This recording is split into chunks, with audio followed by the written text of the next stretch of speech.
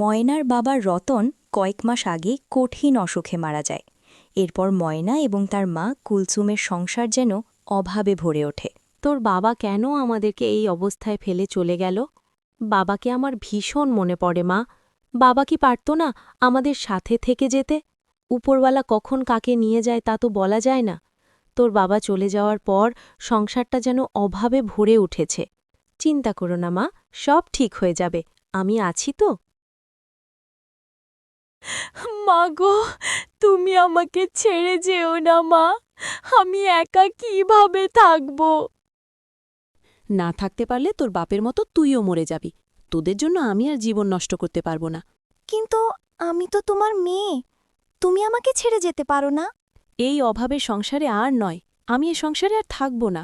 তাহলে তুমি আমাকেও নিয়ে যাও। আমাকে রেখে যাচ্ছ কেন? তোকে নিয়ে গেলে আমি কোনো দিন নতুনভাবে জীবন শুরু করতে পারবো না। আমি তোমার পায়ে ধরি মা, তুমি আমাকে ছেড়ে যেও না। স্যার স্যার বলছি আমাকে যেতে দে।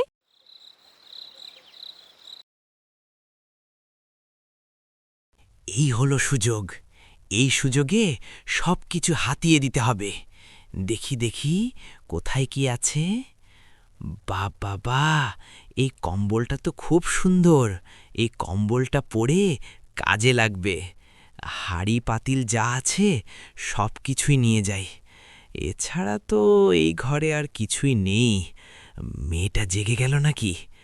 না না না না, জাগতে দেয়া যাবে না। তাড়াতাড়ি এখান থেকে কেটে পড়তে হবে। কাল যখন সকালে উঠে দেখবে ঘরের ভিতর কিছুই নেই, তখন মেয়েটার কি অবস্থা হবে। বাবা গো, তুমি আমাকে ছেড়ে এভাবে চলে গেলে কেন? তুমি গেলে আমাকে এতিম করেই গেলে। আমি আর পারছি না। মাও আমাকে ছেড়ে চলে গেল। প্রচণ্ড ক্ষুধা পেয়েছে, ঘরে কিছু খাবার নেই। এদিকে যা ছিল চোরে সব চুরি করে নিয়ে গেছে।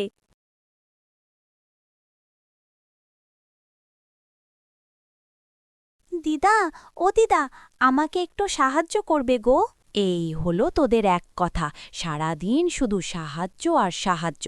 বল কি লাগবে? আমার ঘরের সব কিছু চুরি হয়ে গেছে গো।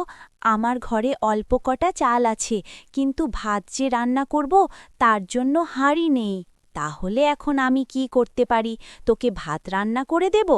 না গো, আমি তো তা বলিনি। আমি বললাম আমাকে একটা হাঁড়ি দেবে। দাও না গো, আমি কিছুক্ষণ পরে আবার দিয়ে যাব। ঠিক আছে, একটা নিয়ে যা।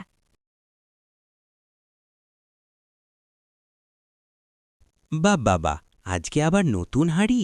এটা আবার কোত্থেকে আনলো? বেশ সুন্দর আর মজবুত। এটা কোত্থেকে আনলো মেয়েটা? চুরি টুরি রনল নাকি? যাই হোক, তাতে আমার কি? এই হাঁড়িটাও আমার লাগবে। ওর ঘর থেকে চুরি করলে ধরা পড়ার কোনো ভয় থাকবে না।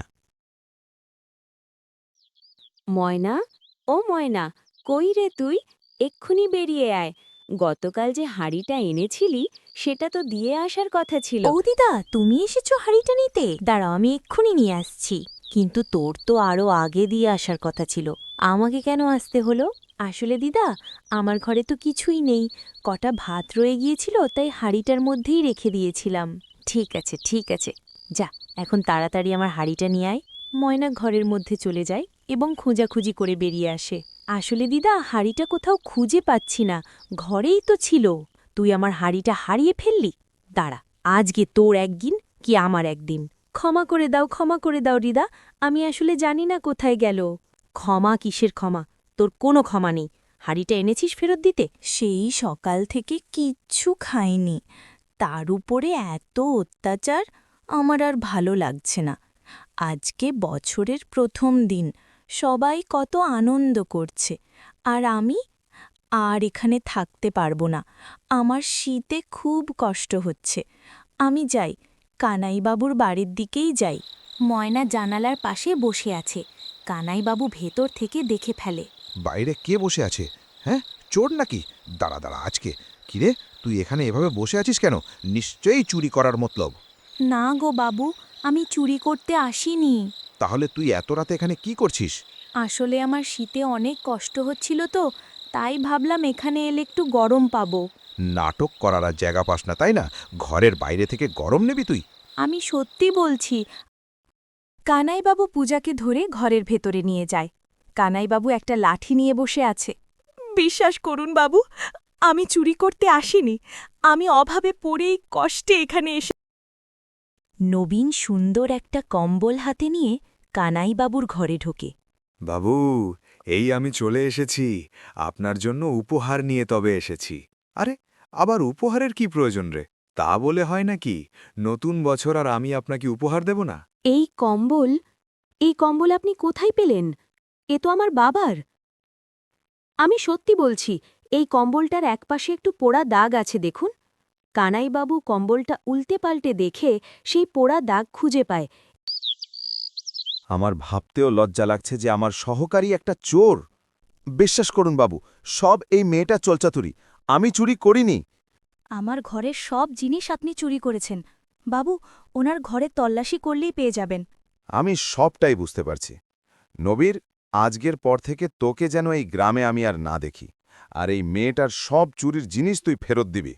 ক্ষমা করুন বাবু, আর কখনো এমন করব না। তোর কোনো ক্ষমা নেই। যা বলেছি তাই হবে। আজকে থেকে তুই আমার বাড়িতেই থাকবি, কাজ করবি, খাবি, ভালো থাকতে পারবি। এ তো আমার সৌভাগ্য।